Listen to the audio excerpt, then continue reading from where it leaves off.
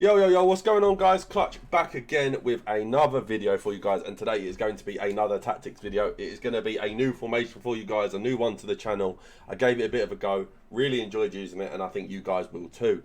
Before we do get into the video, if you can, please just drop a like, comment, and subscribe on the video. If you can, please, it would help me a ton, especially as we are trying to get that 5K goal.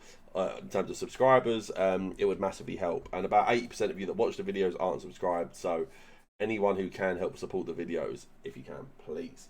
If you are as well interested, I am running a coaching Patreon still. It's down in the description. If you are interested, you can join for as little as £5 and as much as £100, depending on how many coaching sessions you wish to buy for that month.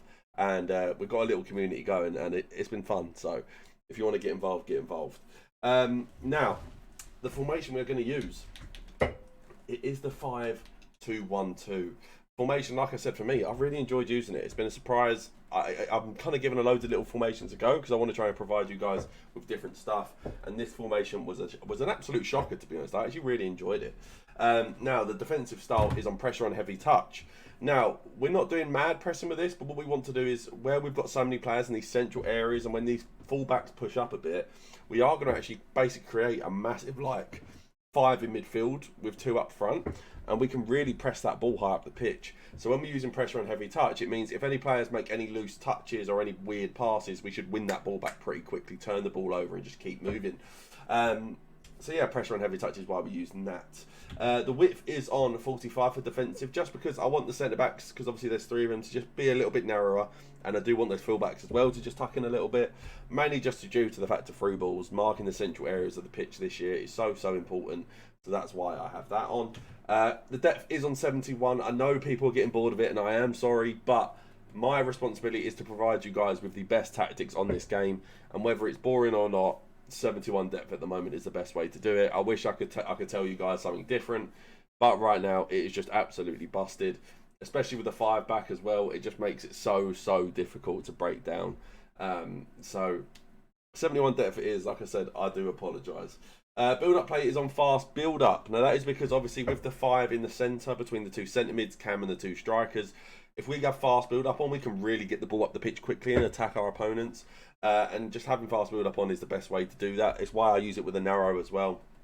You just get people making runs here, there, and everywhere, really trying to overload our opponents, especially as our fullbacks may get a little bit involved with the attack. It just means that it can become basically so overwhelming.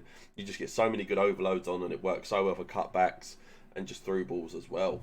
Now, the chance creation is on forward runs compared to direct passing. Now, I don't have direct passing on, mainly just due to the fact of I want these players to get up the pitch as quick as possible. And as much as direct passing helps with through ball runs, forward runs, basically, it pushes your attacking players into deeper areas of the pitch. So as soon as we get this ball, everyone's going to be trying to get as high up the pitch as they can to try and score goals and try and get that ball in the back of the net. And I find fast build-up does work really well with forward runs. I personally find that direct passing doesn't work as well with fast build-up as forward runs does. Now, the width is on 40. Now, that is mainly just down to the fact that we're already narrow, so it doesn't really matter, to be honest. We don't have any wingers or anything like that, so it's really just about keeping those centre mid, cam, strikers in and around each other to really ping the ball around. And obviously, as we go forward, we'll see with the fullbacks, obviously they're going to stay wide anyway, so it doesn't really matter. Players in the box is on 6. Now, that's just mainly due to the fact of, obviously, when we do go forward, we're going to basically have 7 attackers, so I don't want all of them in the box. I do want some players maybe on the edge of the box, some players in wider areas. As much as we do want to abuse things like cutbacks, back post crosses, we also need to know when we are just overstacking a box and really just making it harder for ourselves and kind of getting in our own way. And then we do have corners and free kicks on 2, just to make sure we don't concede any corners on the counter-attack or goals on the counter-attack. Do you want to have an amazing team like this? Well, head over to iggm.com to get the cheapest and most reliable coins on FC24 and use code CLUTCH at checkout for 5% off. Now, guys, we are going to get into the instructions. The instructions are for both of our strikers: stay central, get in behind. Now, this is because, like I said, when we are going forward, I do want these 2 guys in the centre areas of the pitch, and I want them making the in-behind runs for the through balls. We all know how easy it is this year with over-the-top through balls, precision through balls, threaded through balls. There's normal through balls. There's so many ways to break down our opponents with through balls this year. it just makes sense to have them on getting behind, stay central, to really make sure we can kind of really try and exploit that.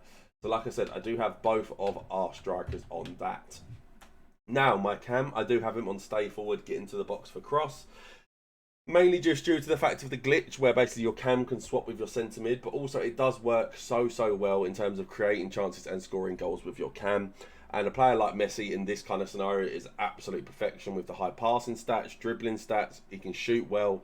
The pace is obviously a bit of an issue, but he's so elite at everything else that it just doesn't matter. So like I said, stay central, get involved, get into the box of cross as well, just to be available for cutbacks, back post crosses, and just general play as well. We do want him in and around that box scoring goals, because he'll actually end up being one of our main goal scorers, believe it or not. Now, we do have both of our centre mids on just cover centre. Now, there is an argument to be made to have it on cover wide areas, basically, instead of centre. But for me, I personally just prefer cover centre, especially when I only have two in midfield. If I had another midfielder, maybe I might have had a wider centre mid as well. But for me, just having the two normal, basically, centre mids, we just want them on cover centre to help protect that part of the pitch. We also don't really need them on stay back, because like I said, we do want them getting a bit involved in the attack and getting forward and helping score goals, because like I said, we don't have anywhere near as many options in terms of natural attacking options, so we do need to try and make some, and that ends up coming down to the centre mids, and we don't need any extra help because we do have 5 defenders. Now, all 3 of our centre backs and our goalkeeper are all on default instructions, nothing to change there.